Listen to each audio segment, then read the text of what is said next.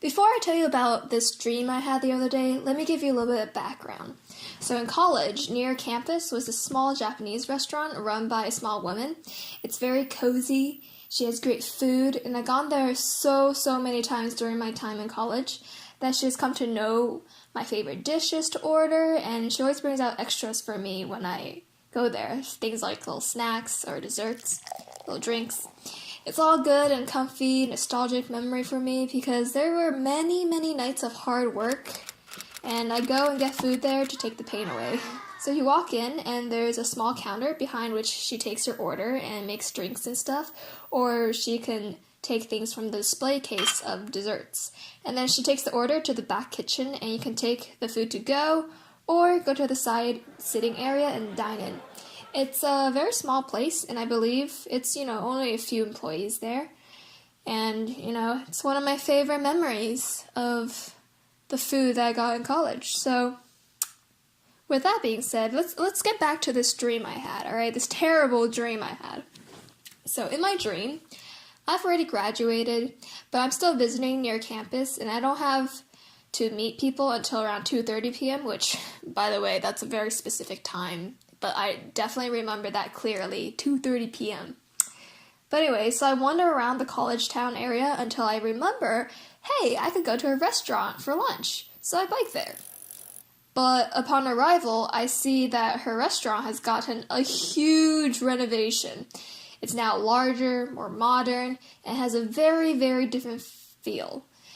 So instead of the cozy wooden tables and tile flooring and mismatched furniture, everything is new and modern, but kind of like a fast food restaurant feel, where things are very uniform and sterile looking and just not very like small restaurant, small owner, cute. I don't know where I'm going with this. But anyway, the ordering area is now a window in the wall where the kitchen is behind, like a large window, but still, you are still separated from the employees. I see the owner weaving around the back, but she's mostly just managing what is now a large group of young employees who take orders and make the food, and, you can see everything going on. I look at the menu, and I see that my favorite dish, yakiniku is $9, which actually wowed me at first because if I remember correctly, it's around like $11 IRL, so I order it, and this is where the problems start. So, these new young employees are noisy, rude, and disorganized. I must have hiccuped or something, or said something weird when I ordered, because the guy taking my order made fun of me for saying the dish weirdly, and the other cooks were just like, haha, bantering around about that, like, rude, okay? And I go to sit down, and I wait for my food, kind of annoyed, as I should be. And some random younger guy sits next to me and starts chatting me up, and I'm, like, very bored, because I don't care about what he's talking about. He talks about FNAF at some point, and I'm like, okay, sure, dude.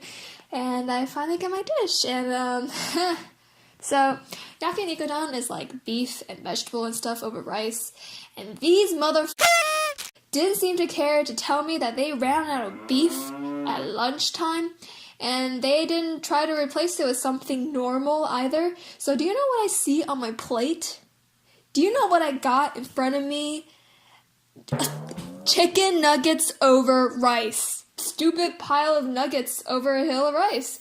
And while I'm just standing there being shocked, the guy next to me is like, still trying to talk to me about some uninteresting things, and he's like, oh, are you gonna eat that?